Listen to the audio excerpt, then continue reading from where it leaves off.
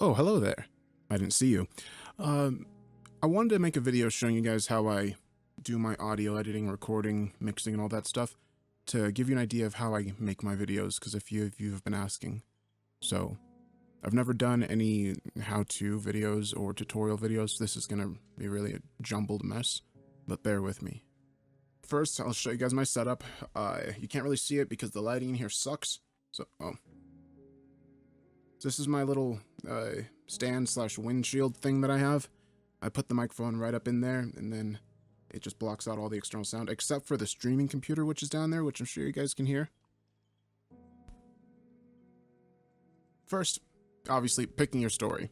Now, there's 3 websites that I usually get my stories from, so let's go over to... I usually get them from either the Creepypasta Wiki, nosleep, or the Creepypasta website, whatever that's called. I don't pre-read stories because it's really hard for me to pay attention, and if I pre-read a story and I already know what's going to happen, I lose all interest in reading it a second time. So when I go to read it a second time, I end up getting distracted every 2 seconds. I know it sounds silly, but it's annoying. So I just don't pre-read stories. I pick stories based on how interesting I think the name is. The Body Under the Bed. Bound to Darkness. Butterfly Palace. The Alternate Universe. Collapse. Ooh, that sounds interesting. Let's see how long this one is. Then I'll kind of like go through, like, okay, that's not too long. It doesn't look like it's too long.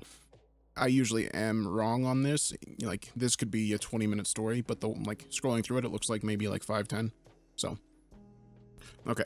So now that we have the story, we gotta get my mic over here so I can set it up. So let's transition to that scene. Which one's that button again? I think it's... Haha, yes! Now we are over here with the desk, with the microphone close to our face, and got Audition open, and we have our story. So, this next part is going to be a little more... Ooh, it's transitioning. What's it transitioning to? Oh, it's going back to the story. No, go to the one with Audition, please. Oh, there it is. Okay, good.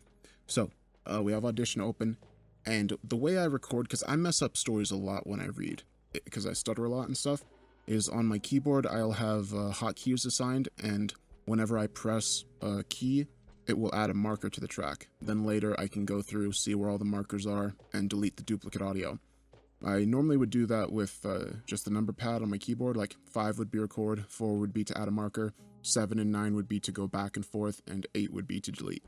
But now, since I've gotten the Nintendo Switch, this isn't product placement, that one to record, and then to add the marker, it's just like left, see? And you can see it here in the track. I'll try to zoom in. It's kind of hard. If you look closer, you can see the line right there. Every time I press this button, it'll add that to the track. And then later, when I'm done, I just go use the joystick, like left and right, to go back and forth between the markers. Never mind, it's not doing it, because screw me. Fine, I'll just do it on the keyboard, whatever. So, like that. So you jump back and forth between the tracks, so I know exactly where... my voice cracked. Know exactly where I messed up and delete the duplicate audio. Now, we're going to go through and record the story. For some of it. Do a little bit of vocal exercises first. Okay, and we're good. So, record. You were sitting there. I can see you. You were watching the Science Channel. That thing you go to every once in a while. That thing you go to every once in a while that lurks somewhere in the obscure That thing you go to every once in a while that lurks somewhere in the obscure nether realms of your Comcast cable. I'll watch with you. We're listening to some guy adjusting his voice, trying to be a clone of Morgan Freeman while talking in a speech pattern. Trying to be a clone of Morgan Freeman while talking in the speech patterns of Stephen Hawking. He's reading about the alternate universe theory. The proposal reads that in existence there are an infinite number of alternate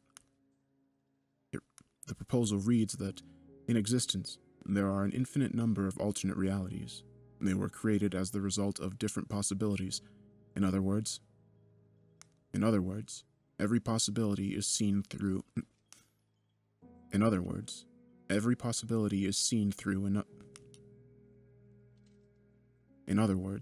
Every possibility is seen through in another universe. This chain of possibilities is measurable by the singularities in space and time. A singularity refers to the smallest possible amount of something. Typically, it is used to refer to space and time before the Big Bang. Okay, so this is I did not mess up very much in this actually. This is actually very light for your old pal Ronnie. So what I'm gonna do is plop open a track that I messed up a lot on and show you. Nope, that's wrong. Okay, so what I've done here is I opened up the Harbinger experiment. You guys remember that story? Hopefully you better have watched it. Yeah, let me transition over to a close-up of my face so you can see how serious I am right now. You better have watched it. Yeah, need that ad revenue, guys. Yeah, ad revenue, guys. You better have clicked on all the ads, too. I think that gets me more money, but I'm not really sure. So you better do it anyway. Wrong scene. There we go. That's the right one. Anyway, here is the Harbinger experiment. You can see all the markers. This audio right now is 55 minutes long. There are 629 mistakes. This is about average for how often I mess up. So I'm gonna let you listen to a section of this so you can just kind of like hear how often I mess up. So it was then that the ground actually began to shake.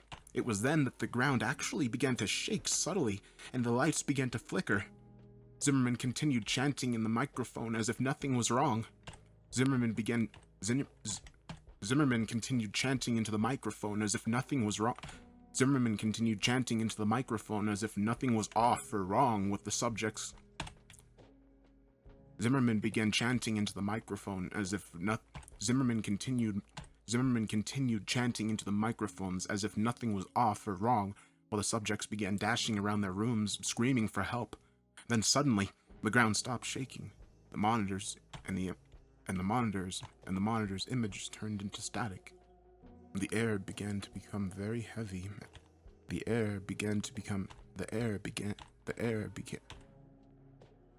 Okay, so yeah, you guys can see how often I mess up. It's quite a bit.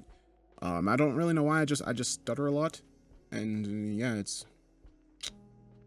People have suggested that pre-reading stories would help, and I don't necessarily have to pre-read the entire story. I can just pre-read sections. Problem is, my brain sucks so hard that when I pre-read a sentence, I will usually forget what it said when I go back to record that sentence. It's really hard to explain. I just have really bad memory. My brain sucks all around. So that's why I have markers and stuff, just so I can know how often I messed up and where to delete the duplicate audio. Sometimes I miss it.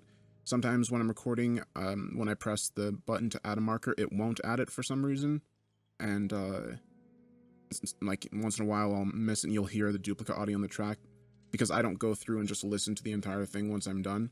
I mean, I could if I wanted to, like, you know, commit that extra time to making sure that I got all of the mistakes, but I'm like, I usually end up not paying attention because like I've lost interest in it, so I usually end up not paying attention and then just missing them anyway. But so I'm going to take a section of this and edit out the mistakes and show you how I make it so that it sounds like I didn't really make any. So let's find a part that I guess has a lot of mistakes. Okay, so let's do from right here to right here. And I'll just delete all of this. There we go. So this is 2 minutes and 50 seconds of audio with 35 mistakes in that time. So I'm going to go through and listen. We're going to go through and listen to it. Then I'm going to edit it down and we'll see what it sounds like after that. So Subject 3 still had not moved. We had kept his unblinking gaze fixed on the camera the entire time. It always felt like he was staring directly at me, no matter where I was in the room. I think this effect was also felt by others due to the fact that they seemed to move around the room a lot and for seemingly no reason. After a few hours, the song was so loud that people almost had to shut it. After a few hours, the song was so loud that people had to almost shout in order to communicate. We had been trying to find its source so that we could turn the song off, but it was to no avail. The source was completely undefinable. The source was completely unidentifiable.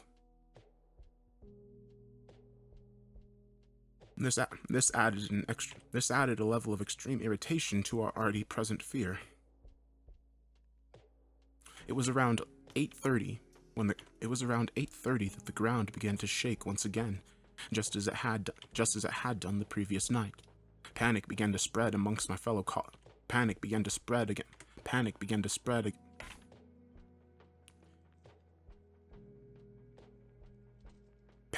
Panic began to spread amongst my fellow employees and me as the shaking grew in intensity. During this, I had the sudden instinctual feeling to look over at Subject 3's monitor. It was gone. Almost as if on cue, it was gone. It was gone. Almost as if on cue, the power went out, and thankfully, the song did as well. Ever since the security team came back, panic had been slowly building amongst the staff, and Zimmerman was powerless to stop it. When those lights went out, the calm projections that everyone had been trying to maintain left us. The fear in all of our hearts took over. The emergency backlights kicked on shortly after the power went out, which I gave a silent, thankful prayer for. The lights were dim, but they still allowed me to see a lot. Total panic seized us as many of my fellow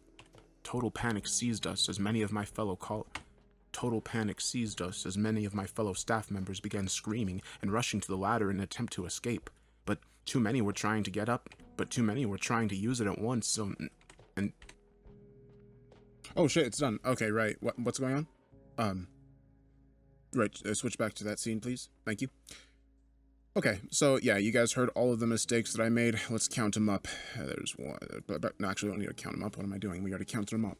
Anyway, so I'm just going to go through real quick and edit this down. And as y'all know, well, I'm not going to use the controller for this part, just to make it quicker. So I use 7 and 8, or 7 and 9 to transition between the clips. So 7, listen to this. We had kept his... Okay, delete that. We had kept his right here. It always felt. I try to make sure that I preserve the natural amount of space between them, so it doesn't sound too jarring. Like I start one word, then instantly, or stop one word and instantly say another. No matter where I think this, and for a few hours, after a few. Okay, there we go. So I think this, no matter where I was. Okay, so yeah, it's good to listen to these parts because you don't want to get in the habit of just deleting audio, because then you might end up deleting words that shouldn't have been deleted, which I've done before. And you can, after a while, you'll kind of get the hang of what certain words, like, you know, the sound wave of certain words looks like.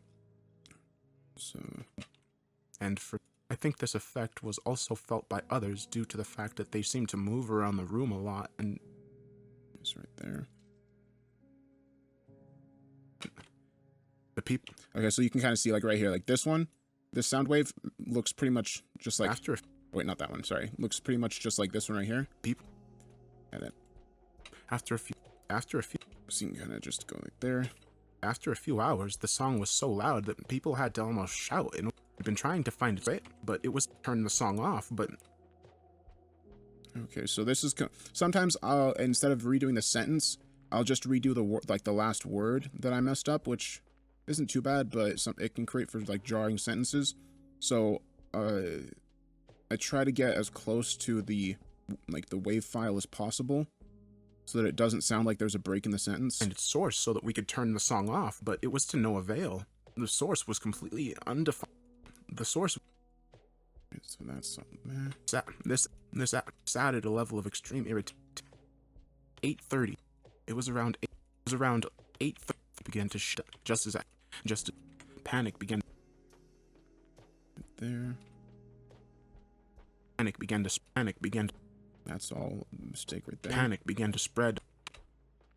At the sudden, I had the feeling to look over at the feeling. I had the sudden instinctual feeling to look over it. It was gone, almost as if on cue. It was gone. It was gone. Almost as if on cue. It was gone. It was gone. Oh, I see. Okay. Almost. Right. Okay. It was gone. Almost as if and the calm projection. The calm and the fear in all of our hearts took over. The thankful left us, and fear and fear and the and fear there and the but the lights were dim. Total panic seized us as many of my damn, I messed this one up a lot right there, I think. Total panic seized us up, but too many were trying to get up. And okay, so since I stopped right here, but too many. I'll just delete that last word. Okay, so that was 35 mistakes we edited out, and then I'm going to go through and just delete some of these spaces between the words. There's a command here in the diagnostics you can use where it searches for any audio below certain decibels, and then we'll delete it. It just likes to delete, it deletes the silence. Wow.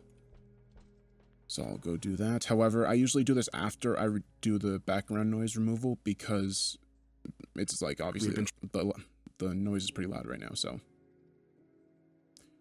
what I'll do is go through and just do that right now real quick.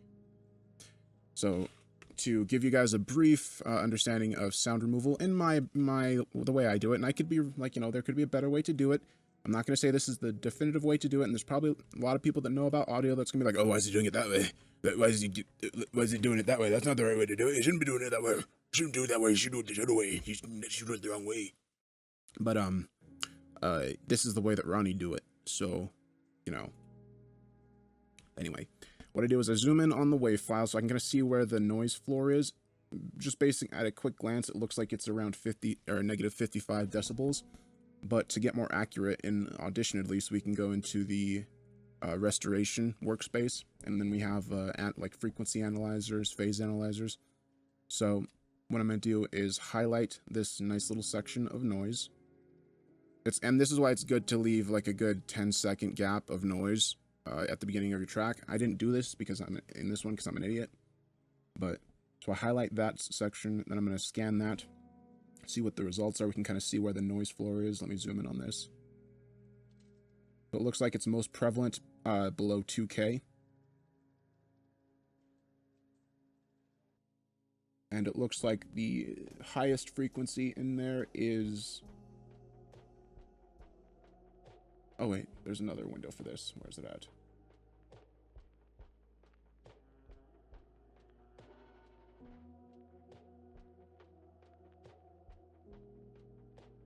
There it is. Okay, scan.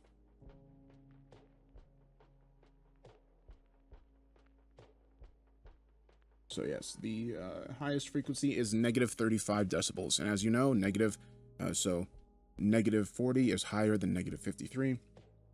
So louder, I mean. And right here is me breathing, which goes up, peaks at about negative 46, whereas my voice is at about negative 20. So we have that that around 30 decibels of workspace there to get rid of the background noise without affecting my voice. If we do it much closer than that, that's when you start to get clipping out, taking out the wrong frequencies. And I used to do that a lot back when I had crappier microphones. But I'm going to do this, highlight this. And if you don't have any, I use a few different plugins for noise removal, but I'm going to use the free one in Audition, just in case you're using Audition, you don't have any additional plugins. And that's just the noise remover, Jesus. So, remembering the amplitude statistics we took over here, negative 53, I'm going to set the ceiling at negative 50.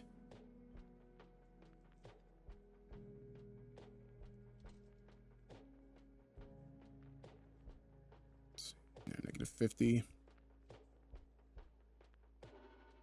Or sorry, not ceiling, threshold. Or is it ceiling? I don't know. Then noise reduction, 100%. Reduce it by 40 decibels. So that'll drop it down to negative 90, which is pretty much inaudible. And some of you guys might not be able to hear this, but I can, and it bothers me. So, like, of course. So, like, I don't know, if you can hear this? Well, actually, it's doing a preview, but subjects. Actually, is that whole thing a breath? That would freaking suck. Then everything I just said would be wrong. Yeah, that whole part was a breath. Whatever. Wait, where was that nice long piece of audio that I deleted?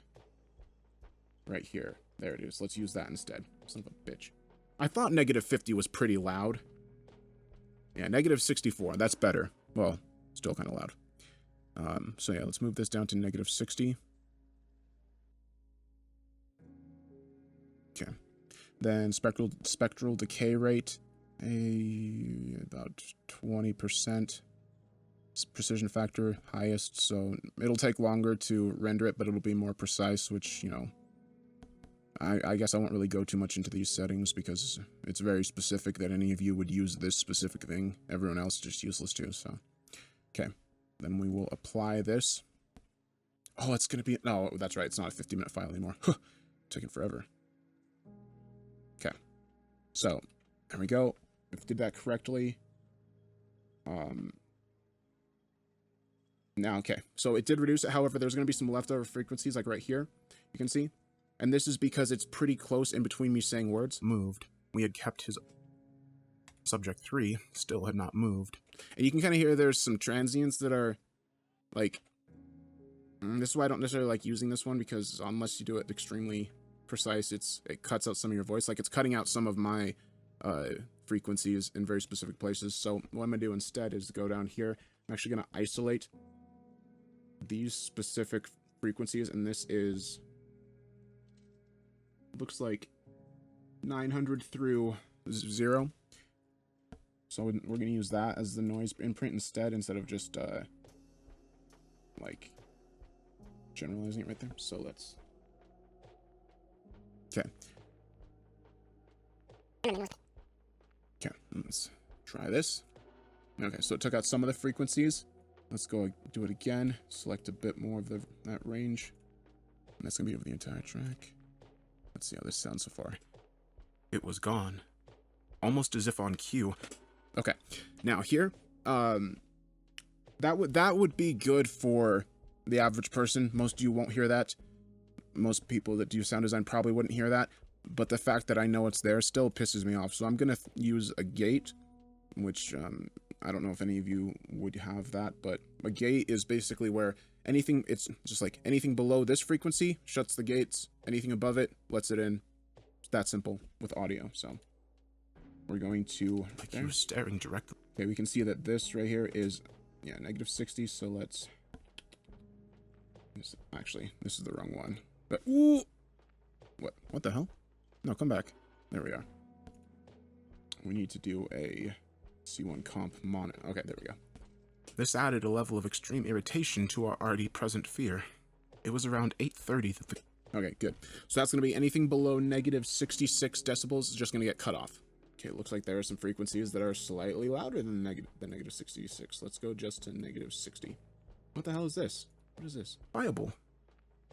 Oh, that's me pressing a button. Okay, so crap like that we usually stay in. So, okay, so that's good. Then I have some additional plugins that I use for, I'm not going to go through the whole mixing with you guys because I don't know too much about it, and anything I teach is probably going to be wrong. So, I use a few plugins. When did it stop recording? How long ago did it stop recording? How much did I just sit and talk and do?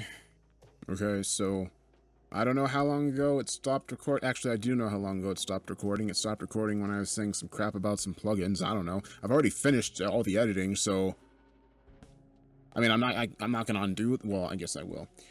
I think I was about to do the mixing. I showed you guys. Oh, yeah, that's right. I already. Okay. Anything below the floor? Yeah. So I showed you the noise. Okay. So we already did the editing. So I think the only thing that it didn't record is when we kind of did the final listen through. So here's what it sounds like after the editing and the noise removal and all that good jazz. I spent most of my time in the infirmary, attending to Frank or in the control room. Fear hung in the air, and the presence of unmistakable darkness and evil was no doubt its source. Subject 3 still had not moved. We had kept his unblinking gaze fixed on the camera the entire time. It always felt like he was staring directly at me, no matter where I was in the room. I think this effect was also felt by others due to the fact that they seemed to move around the room a lot and for seemingly no reason. After a few hours, the song was so loud that people had to almost shout in order to communicate.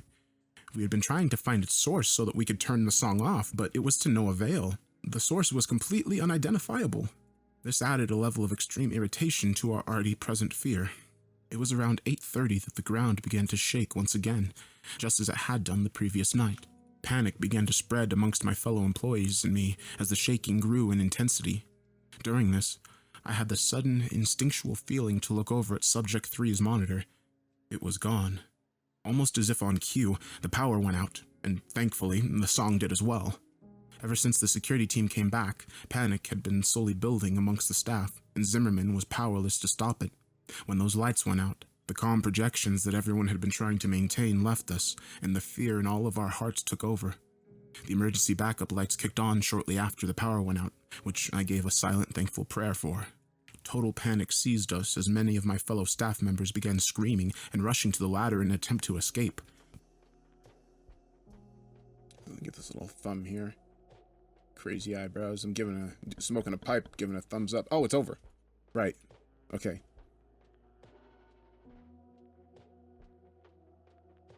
You like that zoom? So yeah, that's what it sounds like after the editing. I mess up a lot when I record, so I hope that I edit it well enough to where you guys, it's not obvious during the narrations. Hopefully it doesn't, break up the narrations or anything like that. What do you guys think about kind of me showing you guys how I make my videos? I know that I'm probably the worst tutorial guy or step person, instructor, human, lizard person ever, but if you guys like the idea of me doing more videos like this, let me know. I will make a video next time on how I do sound design, sound effects and music. After that, probably like video editing, After Effects, animation, thumbnails, all that good jazz. And if you have any questions, feel free to ask and I'll answer them in the next video. And, make sure that you click on all the ads when all the ads come up on all the videos, because, I gotta get that ad revenue, guys. There's ads. Just every time an ad comes up, click on it and buy whatever website it leads you to, because I'm sure that gives me more money. So just do it. Do it. I gotta get that money. I gotta, because I'm gonna be getting a house soon, and then how am I supposed to smoke crack if the ad revenue? Just do it.